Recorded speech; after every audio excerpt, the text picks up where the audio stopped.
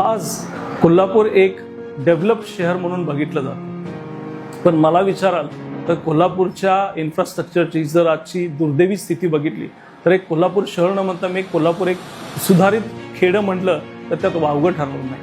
हे स्पेसिफिकली मी इन्फ्रास्ट्रक्चरकडे जर कोल्हापूरच्याकडे बघतो त्याच्यावेळी जर बघितलं तर आपली ड्रेनेज सिस्टीम ही ओपन ड्रेनेज सिस्टीम आहे. मला वाटतं कोल्हापूरमध्ये ती क्लोज ड्रेनेज सिस्टीम होणं खूप महत्त्वाचं आहे, ज्याच्यामुळं डास असतील किंवा लहान मुलं आजूबाजूला पळत असतात त्यांना त्याच्यातून होणारे रोग नाही, या सगळ्या गोष्टी त्याच्यातून थांबतील. दुसरी महत्त्वाची गोष्ट म्हणजे आपलं पिण्याचं पाणी जे असतं, पिण्याचं पाण्याचं प्युरिफिकेशन पण नळ सुद्धा बघितलं तर ते गटर असलेल्या ओपन ड्रेनेजच्या वरती असतात.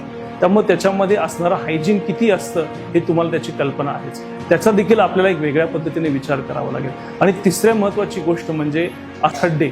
प्रत्येक वेळी मला असं वाटतं की रिक्षावाले त्या खड्ड्यातून जात असतात. त्या रिक्षावाल्यांच्या दररोजच्या त्यांच्या प्रवासामध्ये दिवसभरात मला वाटतं त्यांच्या शरीरातली हाडं अगदी खिळखिळी होऊन जात असतील.